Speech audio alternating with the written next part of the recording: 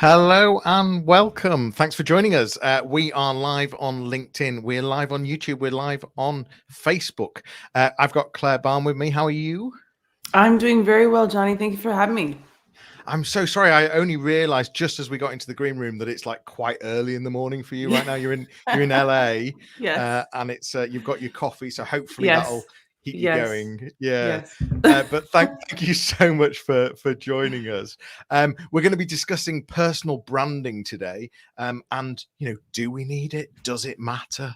Um, is it going to make any difference? And could it negatively affect our ROI?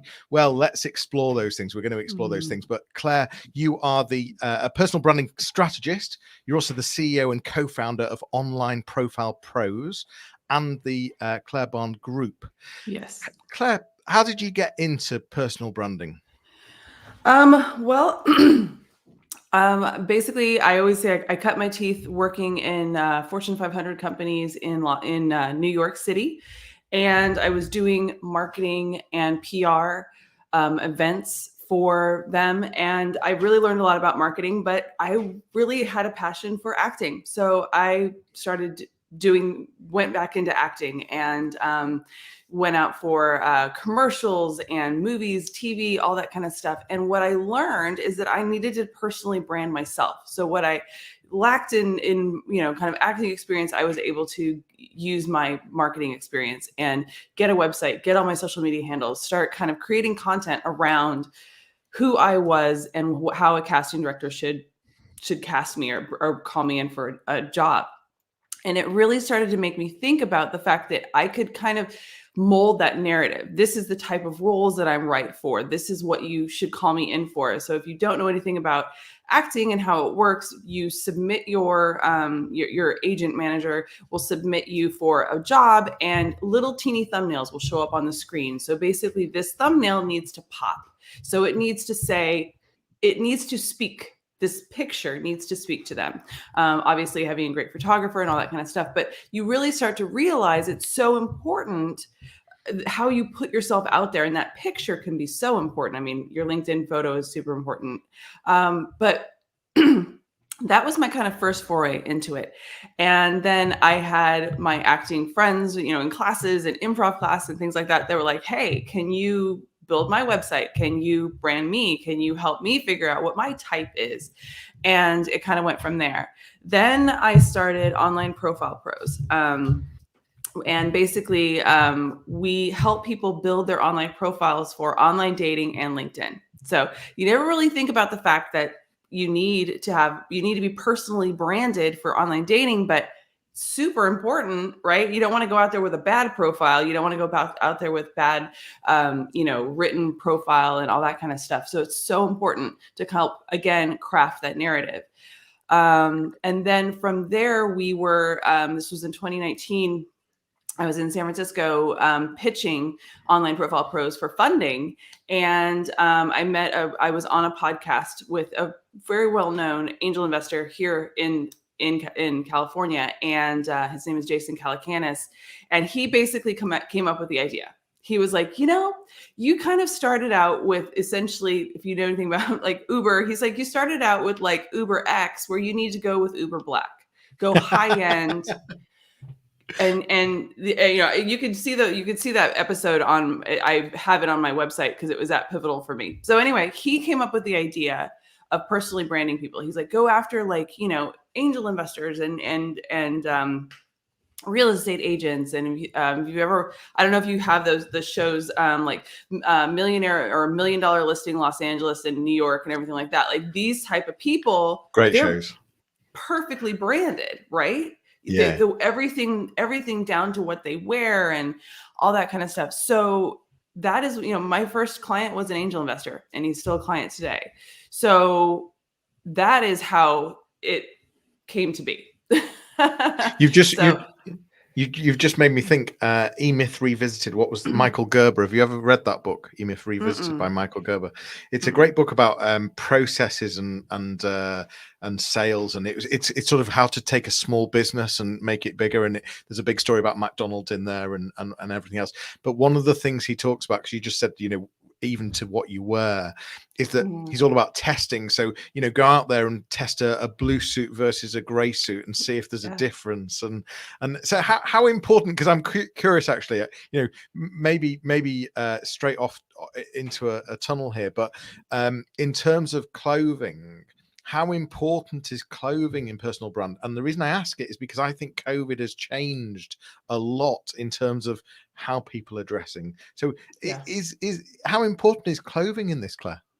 I mean, really, any way you want to use your personal brand, for dating, LinkedIn, a job, clients, whatever, it's going to be super important. So, I definitely think if you have to make an impact in a video or in a little photo or whatever you're using, yeah, use something. I mean, obviously, I wouldn't wear black because my hair blends right in. I know this is a bad idea, but you know what? This is a really warm cashmere sweater, so I was like, I'm wearing it. But I know For my people listening, Claire looks great even so. Thank you. But like this is more what I should be wearing, right? Because it's such a contrast with my skin, So and a so contrast of color. yeah, so things like that and how to look good on camera, and don't wear patterns because you get the moire effect and things like that. So it's very, very important.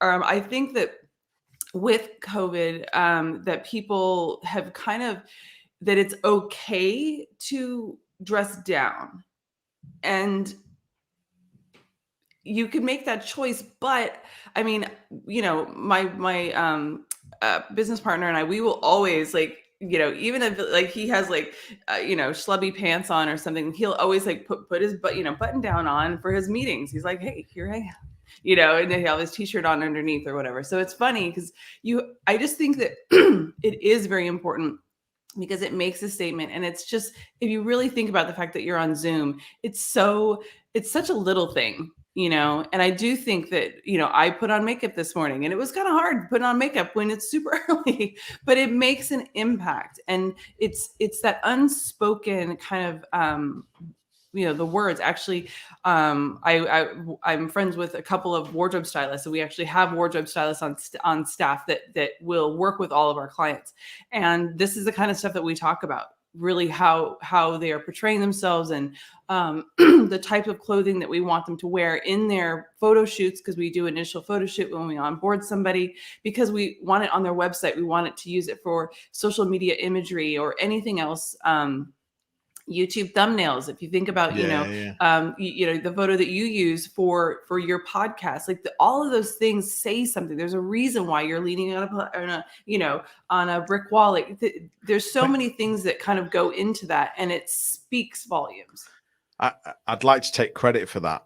But I think it was the photographer that told me to lean into the wall at the time.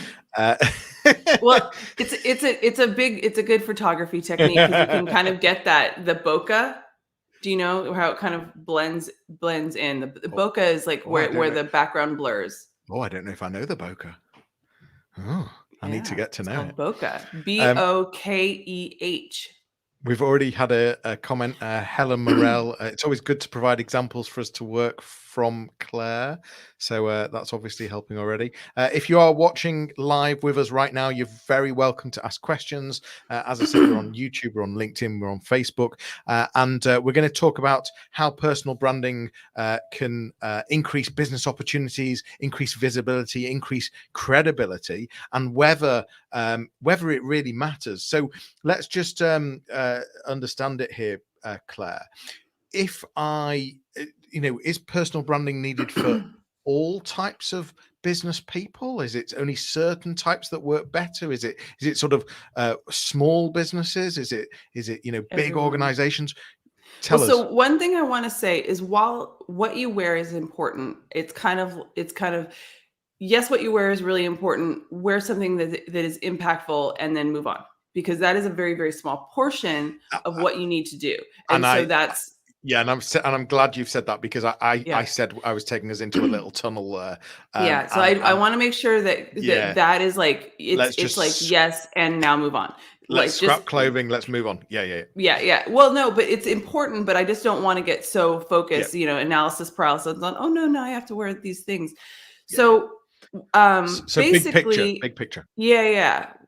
The most important thing is that you need to demonstrate your expertise to gain, to get the know, like, and trust factor. Whatever you want out of your personal brand, whether it's a job, opportunities, clients, press, speaking engagements, you have to demonstrate your expertise and why you should get those opportunities.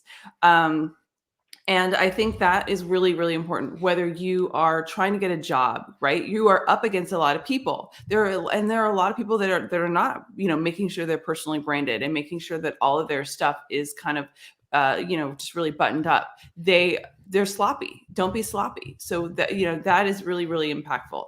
And then if you're looking for opportunities, we have a lot of angel investing and venture capital, private equity, people that we work with, and they want deal flow because they can't be out there going like, hey, do you want some money? Like, that's weird and sleazy. So they have to go out there and talk about why they're the best, why they're a great angel investor to work with, why you want to work with them and not somebody else. So that is how they go. So it's through testimonials, social proof, all this kind of thing. So it's sharing information that actually helps people. And it's kind of turning the thought process of how to market yourself upside down. It is not about selling. It is not about telling people why you're fantastic. You have to help people through content that you're sharing. Like, the comment that was just there, thank you for those actionable tips. That's the kind of content and information that you have to share, because they're like, oh, you do know what you're talking about. I'll keep listening. I will follow you. I will subscribe to your podcast. Those are the things that you want people to do. And they're not going to do it if you're just like, hey, I'm here. I'm great. Oh, did you know I'm great? Did I tell you that I'm great? Doesn't do anything. You have to tell them why. And that is only through giving great information. I mean, my team will constantly be like, so Claire, do you want me to mention that maybe they should join your masterclass and do these things? I'm like, oh yeah, I completely forget to sell. Because I'm always in giving mode, but it works for me. Because I mean, when I have people that'll sign up to do consultations with us, be one of our concierge clients, to start working with us, and I mean, it's almost 10 out of 10. They'll say, how did you find out about you? YouTube and Google, or YouTube, Google, LinkedIn, Instagram. They'll find me on my channels, and that is why it's so important, because I didn't, it's not like I recognize their name, like, oh, this is someone I've had a conversation with on social media. No, they literally saw something that I shared, or one person said that I was mentioned in an MIT forum. MIT, awesome. I didn't even go there. But do you see what I mean? People will talk about you.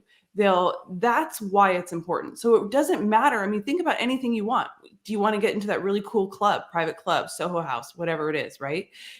It's your personal brand. They're going to dig deep into Google and your social media and who do you know, all that kind of stuff. So your personal brand will really follow you anywhere you go. So if you're not paying attention to it, you should at least know what's out there about you, because you may not like it. Yeah, so like you said, it's not just for people looking for a job. It could be an investor, an angel that's wanting deal flow. Like you said, you might be in, the best job in the world in a large organization, but if you want more deals, then personal branding is one of the ways to achieve that. That's what we're saying here, isn't it? Yeah. And interestingly, because I've done a lot of talks to students at universities just about to graduate, going from student to salary, how they achieve that. Well, they need to think of their online reputation and actually what picture they've painted on social media. Yes. And that, crazy bong photos. Yeah. Get rid of those. Exactly. Yeah, just hide them. I guess you've sort of insinuated this because I've always thought that we've talked about B2B and B2C, but it's P2P, it's people to people, isn't it? Yeah. And H to H, whatever we want to, human. Yeah. Human to human, even better. I've not heard of that one. Yeah, I was actually corrected by my business partner. I said P2P, and he's like, "No, it's H to H." I'm like, "Oh, okay, sorry." Is that more politically correct? I don't know. I actually said it on a call with one of my clients. Wait till it's human to alien. That'll be soon. You know, But who knows? I live in So, Los Angeles, so I've heard it all. so where I was going with this was that people buy from people that they Yes. trust. Where I was going with Right. this was people need trust in the equation when they're buying something. So And let does me personal branding help build trust? yes. Well, so I was sorry to talk over you on that one. Absolutely. Basically, the story that I wanted to say is that I literally, when we bring on a client that we work with, we have to agree that there is synergy in the working relationship. So we had a client early on that he had in the B2B space. It was super niche. I mean, so unbelievably niche. And the people that he was dealing with were, CXO level people. They were constantly being sold to on LinkedIn. Like you just can imagine being bombarded, right? Everyone wants to talk to you. Everyone wants your money. Everyone wants 5 minutes of your time, right? There's no way that you can go about it and be different because everyone's tried something with these people. So basically, their marketing department, his business, because he was a CEO, his marketing team was like, okay, we need to kind of think out of the box. Let's get you personally branded. But his whole thing, and it could have been this mindset of like, obviously knowing the bottom line and the stress of, I need to make sales. But you can't lead with that because that is desperation and that will like repel people rather than magnetize them to you. So we couldn't get him to understand that he needed to not be fixated on the leads and the sales and turn everything into a sale. Like I kind of think of like a rattlesnake just going in going like you don't want to strike. It is not attractive. It will make people go like, whoa. I mean, think about how you would react if a snake went after you. You'd be like, okay, I'm leaving. So you really have to think about that. And we ended up parting ways because it just did not work. We just did not see eye to eye. And now when we bring somebody on, I mean, that is one of the key things we lead with in our first discussions with them is like, you need to lead with giving. You need to have like essentially altruism in your heart when you are doing this, because people can see through that. If people thought I was lying, they wouldn't trust me, and they wouldn't be like, oh, Claire, let's talk about this, because they would think they're like, oh yeah, there's something about her that's just like really off. Like, ugh, I think she's lying. You can't, there's no way to hide that, even in this two-dimensional kind of thing. You can see it in people's eyes. And that's the kind of thing that, yeah, that's why you can't run from it. Right. Yeah. So, and storytelling and telling real things that have happened and just being real, just being authentic, that will connect people to you. I've shared stories for me when I was having to go and do a lot of pitching in Silicon Valley. It's very scary, going up there. And I grew up in San Jose, so I'm not scared of being in San Jose, but like going and doing these pitches in front of all these people, I felt like I was 12 years old and I was like kind of shrinking, right? So complete imposter syndrome. I'm like, I don't belong here. I don't, and actually one of my mentors, for the former CEO of eHarmony, if you're familiar with that website. So Grant Langston, he's on our board of directors for Online Profile Pros. And I talked to him about it and he's like, yeah, we've all dealt with it. I'm like, you too? So you start to kind of, and I did a blog about it, and it gets a lot of comments and people coming and looking at it. When you start to share real things that other people will inevitably deal with, that makes you magnetic. That makes you real.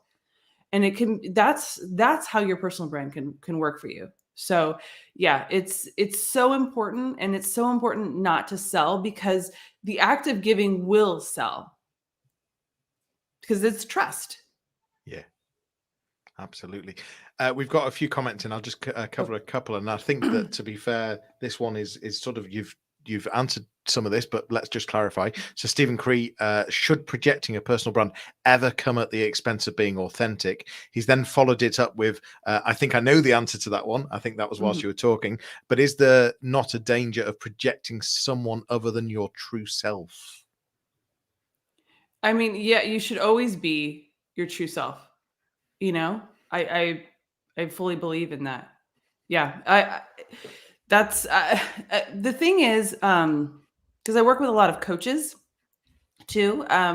And you are never like a lot of people in the coaching space, they're afraid of competition. So they're afraid of like, oh God, there's all these people in this space. It's a crowded space. I shouldn't jump in there. Well, if there's no one in this space, then you probably shouldn't jump in there either, because maybe there's really not a market for it.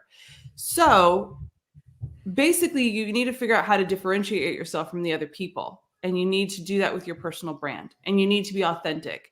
And kind of like what I was just talking about with that client that we fired, I don't want people like that ever. I will not hire people like that again. If they come to me, I'm going to tell them it's not a good fit. So I think and lately, really, truly, the people that have come to us have really been in a good space, have understood the need to give. And I think that's because I'm projecting that. I have told that story about that client. I immediately started telling it as soon as he laughed. I was like, he probably is like, I hate her. But I needed to tell that story because I need people to understand who I am and what I want. So that I have to be authentic. I also lived in New York. So I lived in New York a long time. It's kind of funny. I mean, but I think a lot of times that's what people really like. Yeah. And just a straight shooter. I was about to say that actually, I think the more authentic you are, the more people can buy into you, and the more latch on and like. And actually, I don't think it's a bad thing if people start disliking you, because you can't please everyone. What you create, and you don't want to work with those people, right? No, exactly. Okay. Yeah. Good. Go work with somebody else. Helen Morrell answered Stephen as well. She's put, I think if you tried to project something which was misaligned with who you are, your values, your business values, etc., then you'd become exhausted really quickly. It would be hard to maintain the act permanently. So I think that's a fair point. She had another point, which was, I think when you're running a small business, you are the brand. People are invested in you, and how you show up to serve your potential clients has to be consistent. Are you the brand for in a small business, in a big business? Are you the brand? Yes. I mean, there always needs to be a face, essentially, because again, you mentioned that the P2P, H2H, whatever you want to call it, people connect with people, not faceless entities, not faceless brands. So, even for like PE firms that we work with, right? I need a person that's going to be the face, that's going to talk about why they're great. You wouldn't think about venture capitalists, venture capital firms, right? You wouldn't think of them having a face, but they have started to learn that people are like, I have a choice where I mean, essentially, who I'm going to give part of my business to. I have a choice. Do I want someone that's just going to I always think about like Pretty Woman, and I know that it was different, but anyway, the Richard Gere character went in and he would just buy them and just like destroy the companies, right? So you're like, I don't want to bring in somebody like that that's going to come in and destroy my company, right? Going to break it up into all of its parts and leave me with the bad stuff. I won't say that, so it won't curse this early in the morning.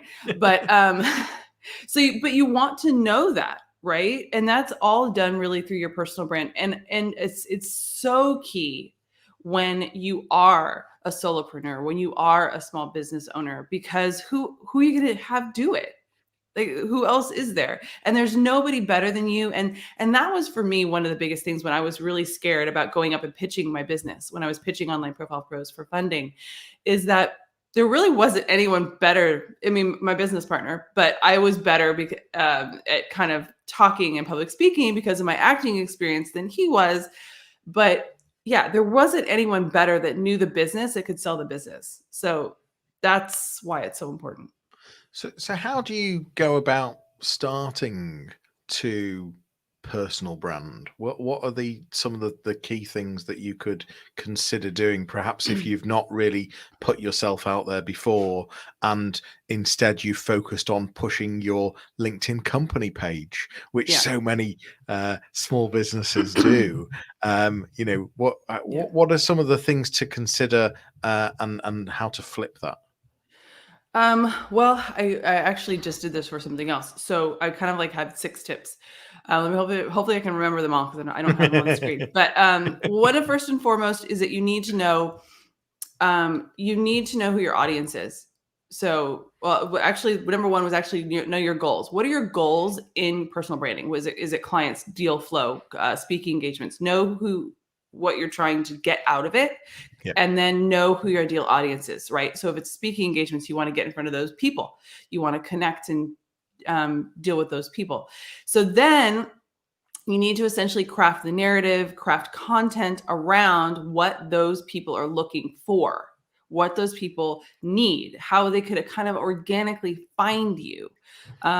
So that is going to be very, very key. And then something that we talked about earlier, I think when we were in the green room, but basically you need to be consistent. You need to figure out how much you can actually take on, and don't overdo it, because then you're going to quit. So, because we were talking about how you're like, oh, how many times have you done LinkedIn Lives? And I'm like, I did it a couple times. And I was like, you know what? It is just not one of the 80,000 things I'm going to add to my plate, because I just can't do it.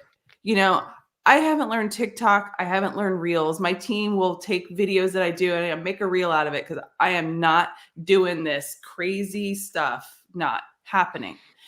So, so you have to really figure out what you want to do. And really the key thing too is, yeah, like if you love TikTok, TikTok is like your jam, but your clients aren't there, then use it for play. Don't do anything embarrassing that would repel those clients, but go and be very active on the platforms where your ideal audience is active. Don't be focused over here going like, oh my God, I hope that I get a TEDx talk by doing, things on TikTok. Could it happen? Maybe, but kind of not thinking that's where they really need to be. So just figure out all of those things and be consistent.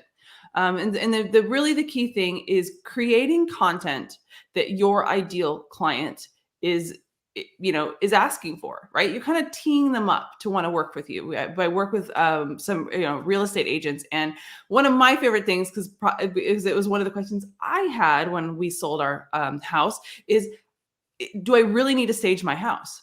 Can I sell my house without staging it? Tell me why. So research that kind of thing. And I'm in Los Angeles, so it's the likelihood of a Los Angeles based real estate agent showing up in my feed is higher than somebody else. So all the algorithmic things show up, right? I'm probably not going to get a real estate agent in the UK because of where I live. Of course. So, all of these things go into play, but then I see this person, I'm like, okay, let me see what other things he or she has done. Should I work with them? It's a way to tee up your ideal client for what you want, for them to work with you, for them to hire you. So yeah, so many things, but I kind of, it's a lot, and I don't want anyone to be stressed about it, but you're talking about steps. So those are the steps that you need to take before you start creating the content. Do you need to stage your house to sell it? Yes. I thought you were going to say yes. No, weirdly enough, and it's expensive, because we moved out of our New York apartment and moved across the country. This was in 2013, and like we had to take all of our furniture out. So our furniture was in storage for 6 months, because if you ever had dealt with New York real estate, you know that it can take forever to close, just because of co-op board approvals and all this crazy stuff. Anyway, so but we took all our furniture out, and they're like, well, you could significantly reduce the what price you get, because if you think about how big New York apartments are, even if you have we had a 2-bedroom apartment, it still can be kind of tiny. And if you have no furniture in there, it can people can't conceptualize, like, can my couch fit here? Could this be my child's bedroom? So yeah, it really has a big effect. So yeah, no, I thought it would be a yes. Yes. So in terms of personal branding, one of the key messages I've heard from you is a lot of it is about giving and being resourceful, being helpful. What are there any other particular strategies? I've seen people, for example, create Facebook groups where and I know that you said be on the platform where your audience is.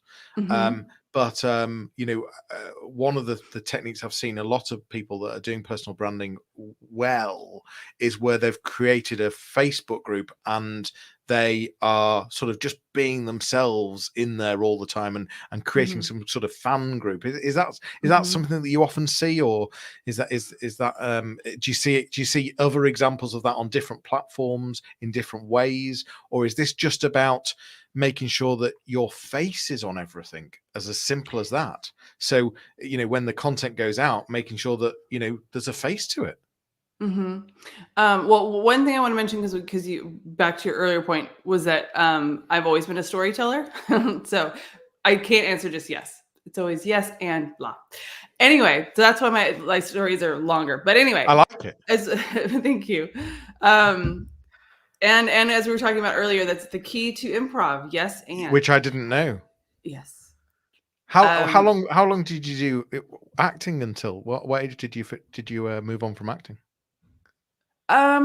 Basically, the kind of the acting world in the US changed. Everything went towards non-union, non-SAG, and so the money wasn't there. And I know that it sounds, we all have to live. We all have to make a living, pay your car payment, mortgage, whatever, right? And acting is tough. I wasn't able to do that, even though I booked jobs. The jobs that I booked, literally, I mean, I did commercials. Do you know Target? Yeah. So I did a Target commercial for the holidays. I was, I call it Claire en Espanol, because they had me in Spanish and English. Because that's often what I did. I also did Walmart, same, Spanish and English, and Nissan commercials. So if you think about those are huge companies. Back in the day, probably in like the 90s, you would make six figures from that. So if you think about the reality of you booking a job, you probably would only book one of those huge, commercials once a year, but you could live on that. But that's the kind of, but yeah, then it became, you're making four figures. You're like, what? Like, this isn't going to pay it's not going to keep me going for a whole year. So go on then. So what are some of the things the strategies that you've seen in terms of personal branding, and is it just about putting a face out there? Is that the way? Is that a technique? Not a fan of Facebook Meta, whatever. I'm not a fan. Meta, I know you're that right. I'm on here. Yeah. Meta. Yeah. So I don't like a lot of their kind of invasive privacy policies, but all of them have it. So I'm not a big fan of that. Basically, I belong to some Facebook groups, but they have to drag me in there kicking and screaming pretty much. I fully believe in an omni-channel approach. Everyone has probably two channels where their ideal clients are, maybe more. And that's where you need to be. So I definitely do not, this, especially last year, I saw the craziest stuff happening in Facebook, where if you said the C word, you would be cut off. If you, misinformation, you're like, we just randomly said it in passing. So you do not own even your Facebook group. I wasn't thinking COVID. No, I wasn't thinking COVID when you said that. No. Yeah, I call it the C word. It took me a minute to realize that you were talking about COVID. Yeah, no. Whenever we film my podcast or one for my clients, we tell them not to say it, because if we are on YouTube, literally they will not allow it to have as many views. It's a significant cut. Yeah. And you can't run any ads on it if it has it. Literally, it will not go through Google Ads. So you start to see this, you're like, whoa, this is crazy. So if you think about the fact that you're always really at the mercy of all of these algorithms, why, kind of go suicide with one? You can't. Yeah. One coach don't put all your eggs in one basket. Yeah. So basically, this one coach that I was working with, she basically was doing a live, and she was doing it was a 5-day masterclass that she was doing, and she was cut off during her live stream and told that she was giving that basically she had stolen the information she was giving. It's like, wow. What? Wow. What? Yeah, bizarre. But basically people signed up, it kind of hurt her business. And like, but if you'd had, like you were saying, I'm on, you can find me on LinkedIn, you can find me on YouTube, you can find me on Facebook. So if you knew, oh my God, why did his Facebook go? I got to go find him on YouTube.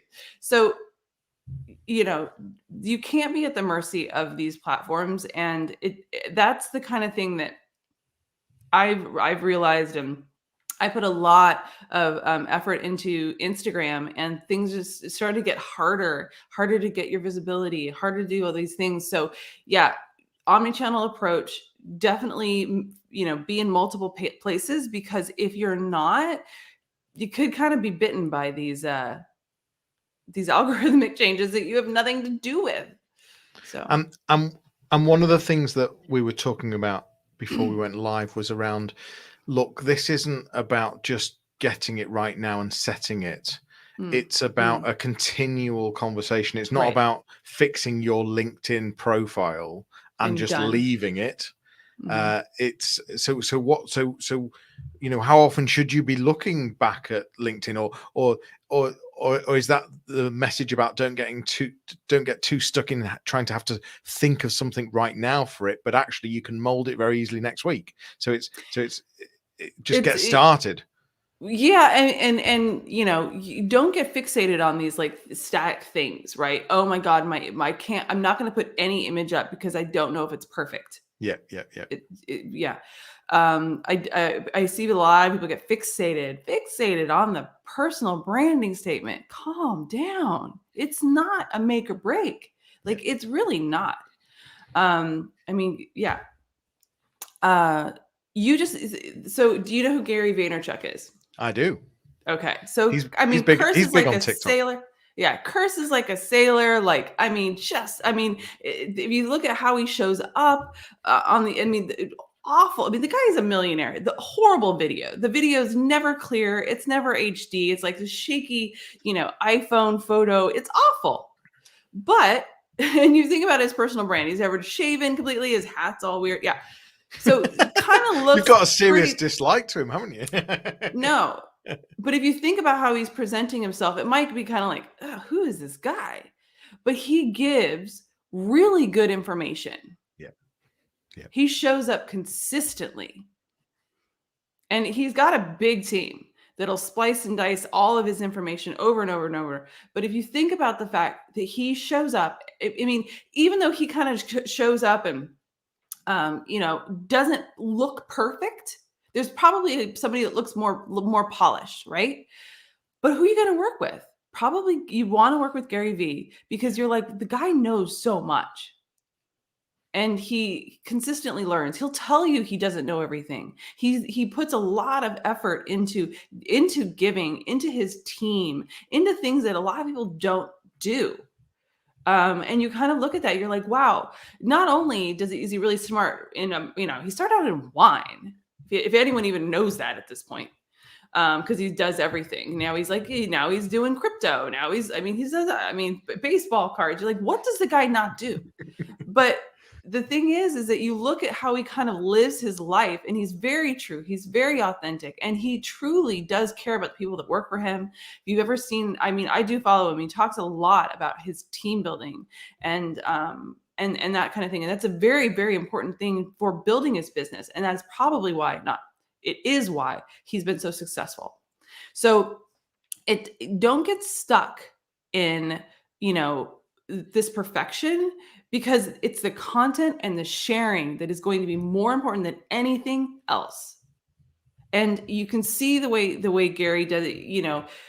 You can cut out the and things like that are not perfect in a video. You see that all the time in the stuff that he does, but get out the information. And that is going to be what really attracts people. So I think that's, make it, clean up some stuff, get rid of things that aren't working, make sure that your photos look good, at least put a branding statement. You can always change it later, but share information that will actually help people. Be part of Facebook groups and communities, help people. And that is going to be what really moves and propels your personal brand. And one of the things that I actually like to think about your personal brand is it has a compounding effect. That's why it's so important to know what you want to do and start doing it. Start sharing content, sharing information. You don't even have to like create your own content at the very beginning. You could share information that you find online and give people, hey, I saw this article and here's my take on it. What do you think? I mean, so that's also sharing your personal brand, because people will be like, wow, he's such a great curator of content. Yeah. So there's so many ways to do it. You just need to start. And I think people like the vulnerability of being able to watch people go on this journey. So sort of to see them sort of starting out on their personal brand and making a few mistakes in a video, but as you say, as long as the content is giving resource help, I think it's attractive seeing that vulnerability. Yeah. And so I don't hate Gary Vee. but I'm just using an example. It's good. It's a good example. It's a brilliant example. In fact, Stephen agrees with you. He says he loves Gary Vee as well. Abrasive, but he says exactly what he thinks without the filter. So this has been absolutely brilliant, Claire. It's very clear that we all need a personal brand and why it matters, and actually how it could go against us in a negative way if we just ignore it and don't do anything about it. It's been delightful, Claire. To remind everyone, if they're wanting to get onto one of your courses or to get some of your help, get onto one of your programs, should I say, where do we need to go to? ClaireBahn.com. So ClaireBahn.com. And if we're looking for getting into online dating, where do we go to for that one? You go to Online Profile Pros. Cool. That's in the States, is it? Yeah, it is. Well, we help people for the photography portion that is in the United States only, but we do help people with their profiles, and we have dating coaching, and that can be anywhere. Well, there we go. 2 for the price of 1. There you go. It's been absolutely brilliant. Thank you so much. You. Really appreciate it. If you were listening, watching, please do. If you've got questions afterwards, please do put them on the chat. I'll put some links in the show notes afterwards as well. But really, thank you for listening. Thank you for watching, and we will see you all soon. Thanks, Claire. Take care. Thank you. Cheers. Tony. Bye.